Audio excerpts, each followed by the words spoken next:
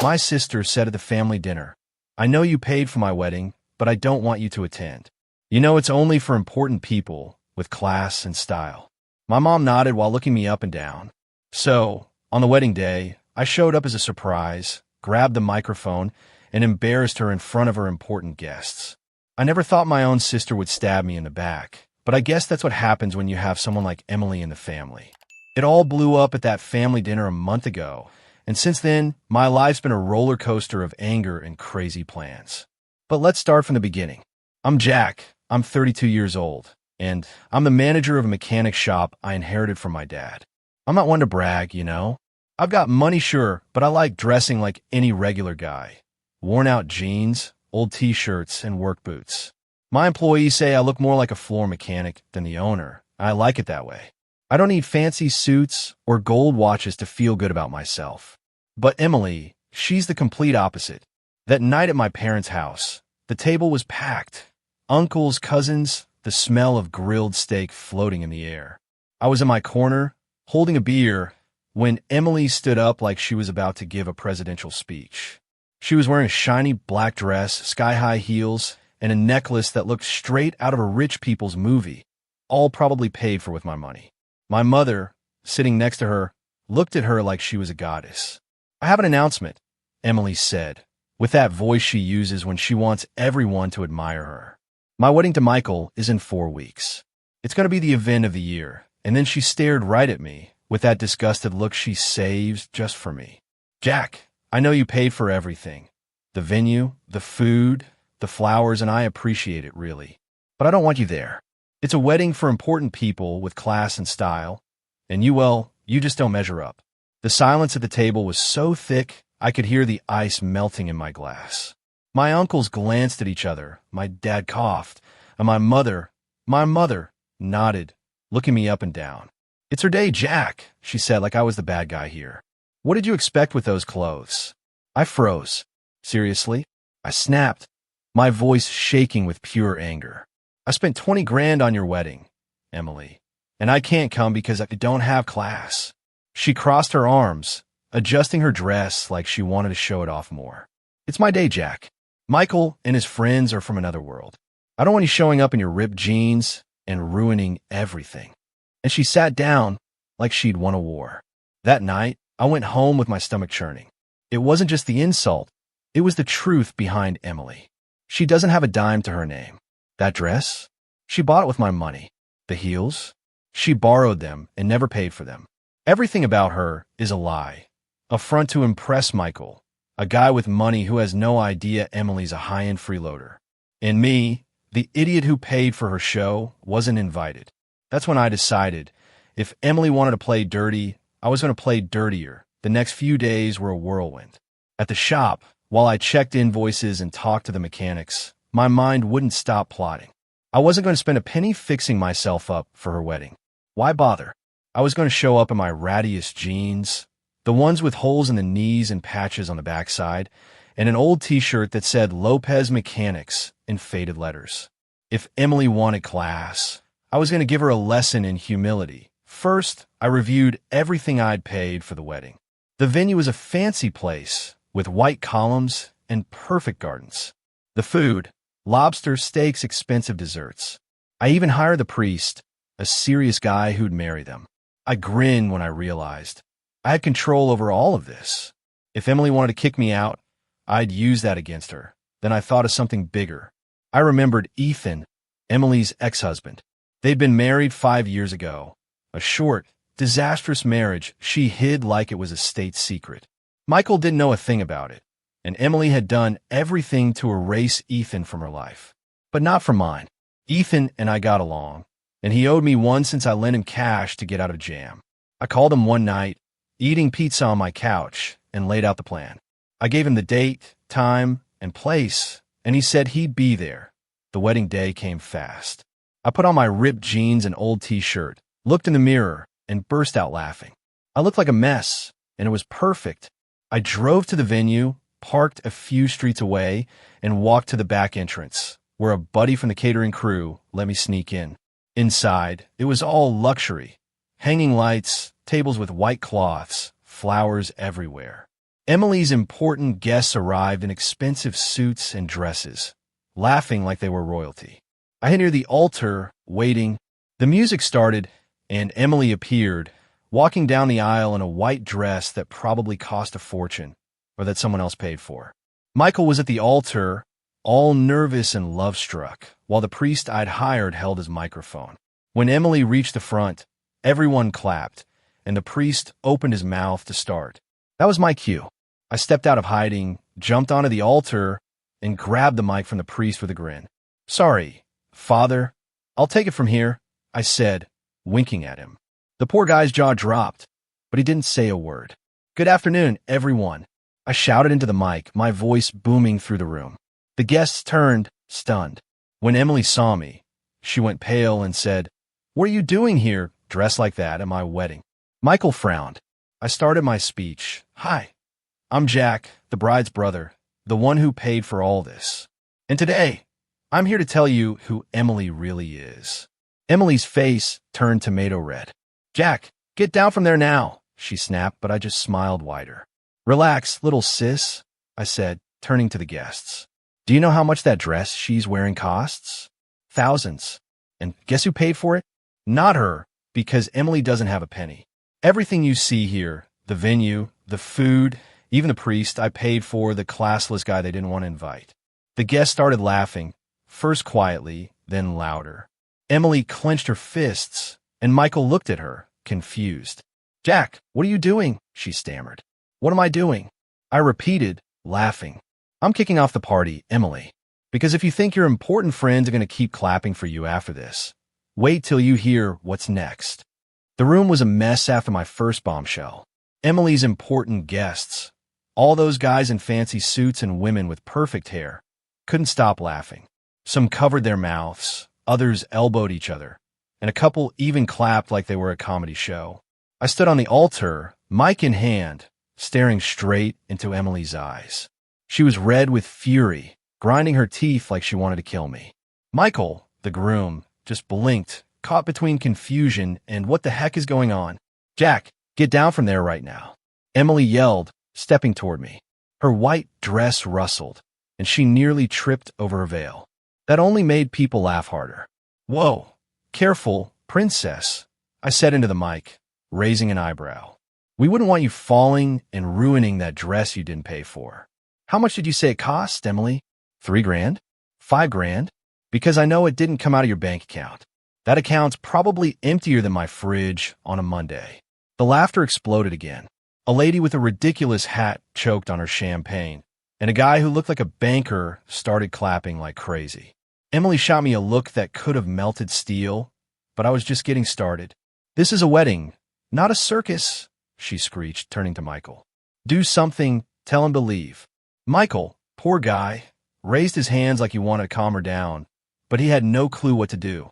"Who is this guy?" he asked, pointing at me with a lost expression.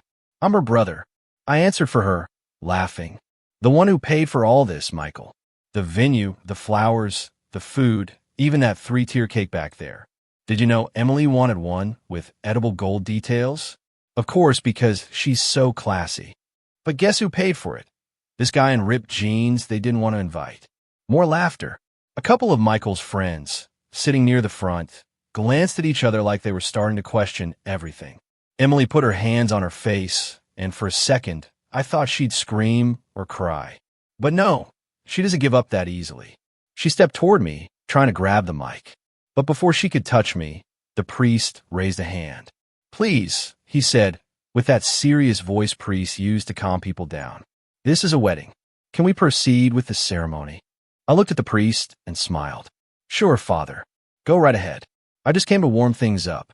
I stepped off the altar, still holding the mic, and sat in the front row, crossing my legs like nothing happened. The guests kept laughing, and Emily shot me a look that promised revenge. But I knew the best was yet to come. The priest cleared his throat, adjusting his collar. "All right," he said, looking at the couple. "Let's begin. Dear friends, we're here to join Michael and Emily in marriage."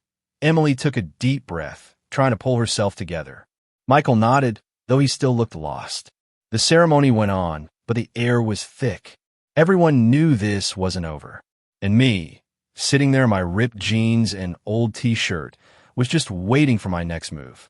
Because Ethan, the ex-husband, was on his way, and when he showed up, the chaos would be epic. Then came the moment when the priest said, "If anyone has any reason why this union should not take place, speak now or forever hold your peace." That was it. I glanced at the back entrance, where I knew Ethan was waiting. I told him to hide so Emily wouldn't spot him early. The guy was a walking disaster, but he could follow directions. And just as the priest finished speaking, the back door slammed open. "I object," a raspy voice shouted, echoing through the room. Everyone turned at once. There was Ethan, striding down the center aisle like the hero of a bad movie. He wore a wrinkled shirt, jeans as ripped as mine, and that cap barely covering his messy hair. He raised an arm, pointing at Emily, and kept yelling, "That woman can't get married. She's still married to me." Chaos erupted like a bomb. Guests gasped, some jumped out of their seats, and a lady in a blue dress dropped her champagne glass on the floor. Emily froze, her mouth gaping like a fish out of water. Michael stepped back, looking from Ethan to Emily with wide eyes. "What the heck?" he blurted, his voice shaking. "Who is this guy, Emily?" From my seat, I was laughing my head off. This was better than I'd imagined. "He's crazy," Emily shrieked, turning to Michael. "Don't listen to him. Honey, he's a liar." "Liar," Ethan said, reaching the front of the room. He yanked off his cap and tossed it on the floor, revealing his scruffy beard. "I'm Ethan Davis, your ex-husband, Emily. Or did you forget we got married 5 years ago and you never signed the divorce papers?" The room fell apart. Some guests yelled, "What?" while others started clapping like they were watching a live soap opera. A young girl in a green dress pulled out her phone and shouted, "This is going on TikTok." Even the priest dropped his book, staring at Emily like he wanted a bolt. Michael turned to her, his face pale. "Ex-husband? Divorce? What's this guy talking about, Emily?" "It's not true," she screamed, but her voice sounded desperate. "We got divorced. I swear we did. This jerk just came to ruin everything." Ethan laughed, a rough cackle that bounced off the walls. "I've still got the marriage certificate in my place. Want me to go get it?" Emily spun toward the guests, her eyes wild. "This is a lie," she yelled, her shrill voice cutting through the noise. "Ethan's crazy, and Jack brought him here to ruin my day. Don't believe him." But no one believed her. The guests were too entertained. A lady with a giant pearl necklace shouted, "Let him bring the marriage papers." And a guy who looked like a businessman nodded, saying, "Yeah, I want to see this with proof." Even my mom, who always defended Emily like she was a saint, sank in her chair, covering her face with a napkin. And then it happened. Michael turned around and started walking down the center aisle, head down, tears streaming down his face. The room went silent for a second, like no one could believe what they were seeing. The groom, the man about to say "I do," was walking out of his own wedding crushed.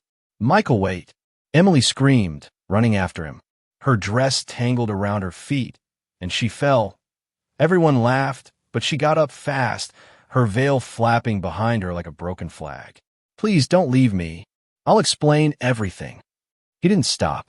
He kept walking, shoving the venue door open hard as tears glistened on his cheeks. Emily caught up to him just outside, and from the altar, I could see her drop to her knees in front of him, sobbing uncontrollably and grabbing his legs. "Don't go, honey," she wailed. "This is Jack's fault, not mine." But Michael just shook his head, gently pushing her away. "I need air," he said, and disappeared into the garden, leaving her sprawled on the ground, crying like her world had ended. Then Emily came back in, sobbing, and tried to slap me, but I pushed her away. She screamed that I was the worst and stormed off. But I was satisfied. I paid for the wedding and had my fun, and it was worth every single penny. Though none of this would have happened if my snobbish sister hadn't treated me like that, like I was a nobody. The day after the chaos dawned, and I started feeling a little guilty, but then I remembered how my own sister had treated me in front of the whole family, and it passed. The night before, I'd left late after giving Ethan a pat on the back and thanking him for his stellar entrance. "See you, buddy," he said, still laughing. This was better than any revenge I ever dreamed up. And he was right. It had been epic, Now, coffee in hand, I checked my phone. My inbox was flooded with messages from friends, shop employees, and even distant cousins who'd heard about the disaster. "Jack, you're a genius," one said. "Bro, you went all out. How do you even think of that?" said another. But the best part was the videos. Someone had uploaded a clip of my altar speech with big subtitles. "The brother who paid for everything ruins the wedding." It had over 50,000 views in a few hours. Another video showed Ethan yelling, "I object," with dramatic zooms on Emily's face. That one was already at 100,000. There were even memes. One with my face and the caption, "When you pay for the party but don't get invited." I smiled, setting the phone on the table. But then the doorbell rang. I frowned. I wasn't expecting anyone.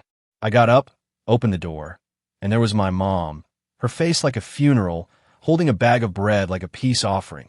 "Jack," she said, her voice low. "We need to talk." "Come in," I replied, pointing to the couch. She walked in, sat with her hands in her lap, and looked at me like I was a stranger. "What you did yesterday," she started, shaking her head. "It was too much. Emily's a wreck. Michael won't answer her calls, and she says he never wants to see her again. Everyone's talking about her, posting videos, laughing. Did you have to humiliate her like that?" I took a sip of coffee, calm. "Necessary? No, Mom. But fair, yes. Emily used me like an ATM for years, lying to everyone about her perfect life. She kicked me out of her wedding after I paid for everything, and you backed her up. What did you expect me to do? Stay quiet." Then she said Emily wanted to talk to me and called her on the phone. "Fine," I said, crossing my arms. She handed me her phone, and I said, "Speak. What do you want now?" "What you did at my wedding," she began, her voice breaking a little. "You destroyed me, Jack. Everything I had, everything I was, it's gone because of you. Michael won't talk to me. My friends ditched me, and the whole world's laughing at me. Are you happy?" "Happy? I don't know if that's the word. Satisfied, maybe." "You made your bed, Emily." I just pulled back the sheets so everyone could see. "It was my day," she yelled. "My moment. Yes, I lied. Yes, I used your money, but I didn't deserve that. Why couldn't you let go? Why did you have to humiliate me like that?" "Because I got tired," I replied, my voice firm but not shouting. "Tired of you treating me like an ATM, looking down on me while living a life you couldn't afford. You kicked me out of your wedding after I dropped 20 grand on it, and Mom cheered you on. What did you expect? That I'd stay quiet and let you keep pretending?" Then she said, "This isn't over. I'll get you back," and hung up. After that, I didn't hear from her again, but I was satisfied. No one humiliates me like that in front of my family. Subscribe for more daily stories.